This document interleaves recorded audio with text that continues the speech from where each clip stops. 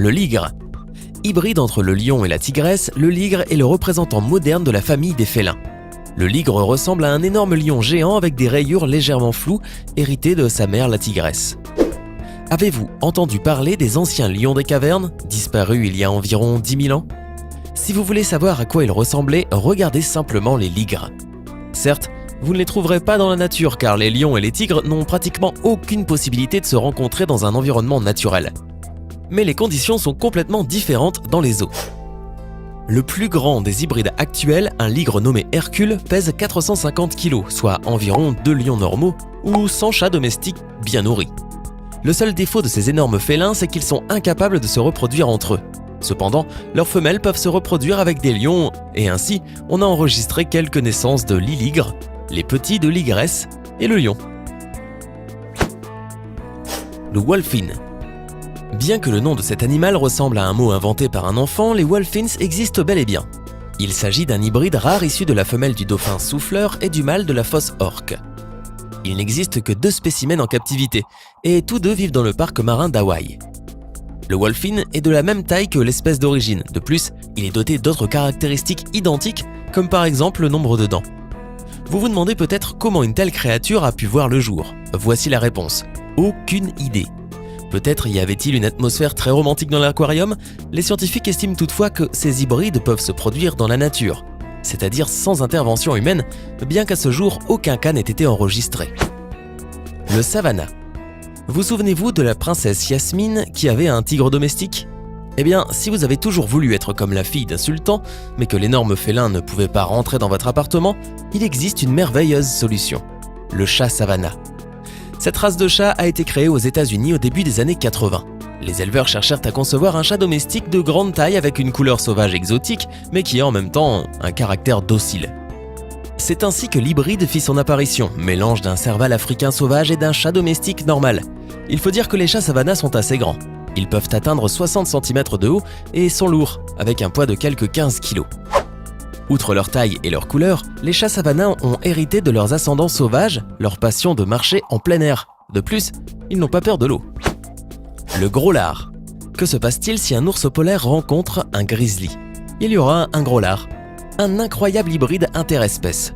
La première information crédible sur l'apparition d'un hybride issu d'un ours grizzly et d'un ours polaire provient du zoo de Halle, en Allemagne, où de nombreux petits hybrides ont vu le jour depuis 1874. Blancs à la naissance, ils devinrent plus tard d'un jaune brun ou de couleur café et se croisèrent entre eux avec succès.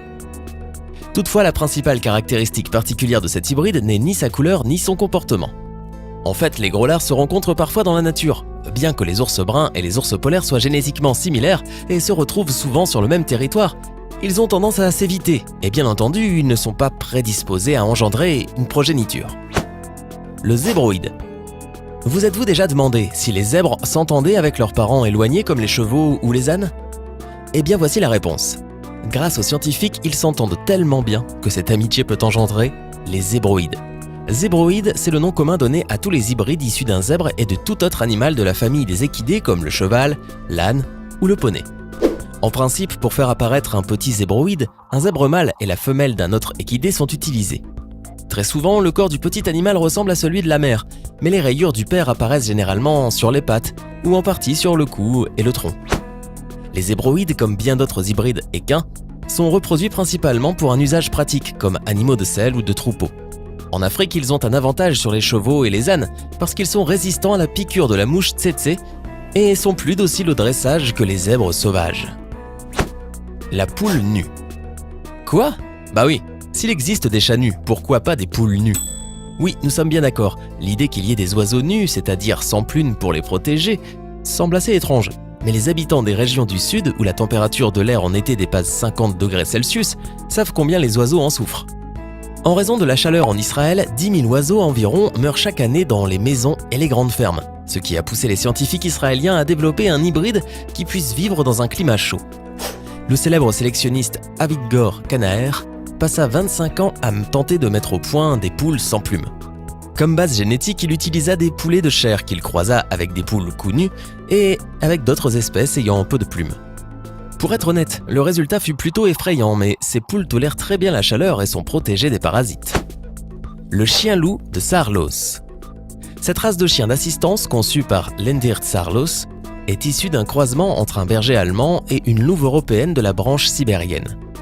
Les chiens-loups de Sarlos vivent selon la loi de la meute, et le chef est reconnu en tant que tel sans aucun dressage spécial. Ils se caractérisent par leur indépendance et en même temps par leur attachement au chef. Par instinct, ces chiens, tout comme leurs ancêtres, les loups, restent éloignés à une certaine distance de sécurité de toute personne ou animal qui peuvent leur faire du mal, et sont toujours prêts à s'enfuir en cas de menace imminente. Leur comportement peut également changer brusquement en fonction de la situation, en passant du calme et de l'indifférence à une agression soudaine.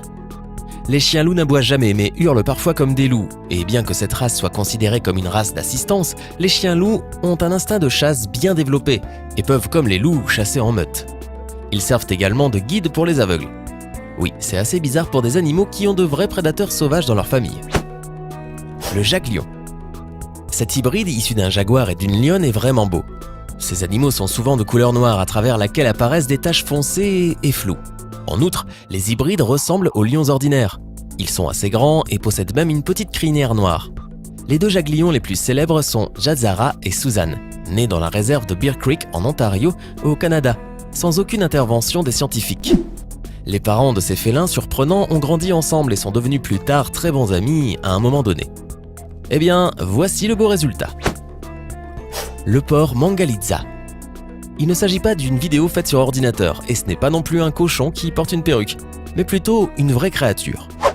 Le porc laineux, ou Mangalitsa, fut obtenu en 1833 par l'archiduc hongrois Joseph, qui avait croisé des cochons domestiques avec des cochons sauvages. Les hybrides possèdent un pelage épais grâce aux cochons sauvages et non pas aux moutons comme on peut le croire à première vue. Les porcs Mangalitsa sont de taille moyenne, avec un squelette dense et fort. Ils ont un pelage long et épais, ce qui les protège parfaitement contre le froid durant la saison glaciale. Durant cette période, le porc Mangalitsa ressemble vraiment à un mouton, notamment de loin, pendant qu'il se déplace sur le pâturage. Avec le début de la saison chaude, la couche interne du pelage disparaît et ce dernier se transforme en de jolies boucles. Quant aux petits porcs Mangalitsa, ils naissent avec des rayures et ressemblent de manière incroyable à de petits sangliers. Mais ces lignes disparaissent malheureusement avec l'âge. Le guip. La chèvre domestique est une descendante des chèvres de montagne, et les moutons domestiques sont des descendants des moutons sauvages. Ils diffèrent dans le nombre de chromosomes. Par conséquent, la race issue de cette union si étrange n'a pas une longue espérance de vie. Cependant, des hybrides parviennent parfois à survivre et se font connaître sous le nom de gips. De la mère brebis, le petit guip hérite du pelage épais et d'un corps lourd, alors que les longues pattes et parfois même les cornes proviennent du père. Contrairement aux agneaux et aux petites chèvres, les hybrides se caractérisent par leur activité. Ils grandissent beaucoup plus vite et ne tombent presque jamais malades. Selon les propriétaires, les gips ressemblent plus aux moutons tandis que la laine est similaire à celle des bergers du Caucase. Et au printemps, ils se déplacent comme les chèvres. Eh oui, la génétique est une chose assez particulière. La vache Highland. Si vous aimez regarder des photos de paysages, vous avez donc certainement trouvé des photos de ces animaux incroyablement beaux et poilus qui paissent sur les collines vertes. Les vaches Highland sont apparues comme résultat du croisement de grandes races rouges des Highlands avec de petites espèces qui vivaient sur les Hébrides, à l'ouest de l'Écosse. Ces animaux extraordinaires sont couverts d'une double fourrure longue, épaisse et dense. Sur la partie supérieure, le pelage est épais et dense, atteignant 30 cm. En dessous, la vache Highland possède une fourrure interne douce et chaude. Ses yeux sont dissimulés derrière une petite frange dense qui crée une barrière contre le vent, la pluie et la neige. Elle la protège également contre les insectes qui peuvent transmettre une infection dangereuse. Eh oui, ces vaches sont tellement extraordinaires, or leur apparence s'adapte bien au climat de la région où elles sont nées. Les basses températures, les vents forts et les pluies fréquentes exigent une certaine résistance de la part des animaux locaux. Cette race écossaise de vaches des Highlands est donc dotée d'une certaine résistance. Toutefois, ces petites vaches duveteuses diffèrent non seulement par la longueur de leurs poils, mais aussi par les proportions de leur corps. Grâce à leurs pattes courtes, elles se sentent à l'aise sur les flancs des montagnes et peuvent se déplacer librement sans avoir peur de tomber. La poule soie. Nous terminons notre liste avec une autre poule. Eh oui, qui aurait pensé que ces volatiles pourraient être tellement étranges pour qu'elles figurent à 2 reprises dans notre vidéo? La poule soie est une race de poule très ancienne. Déjà au XIIIe siècle, le célèbre voyageur Marco Polo décrivit en détail ces volatiles incroyables dans des notes sur la Chine. Même si vous n'avez jamais vu une poule soie en vrai ou sur une photo, vous ne la confondrez jamais avec une autre race. Elles sont extrêmement duveteuses. Après l'apparition des premières poules de cette race en Europe, on crut longtemps qu'il s'agissait du résultat du croisement de poules et de lapins. Et vous savez quoi? Nous comprenons d'où vient ce mythe. Lequel de ces animaux conçus par l'homme vous a le plus étonné? Dites-le nous dans les commentaires.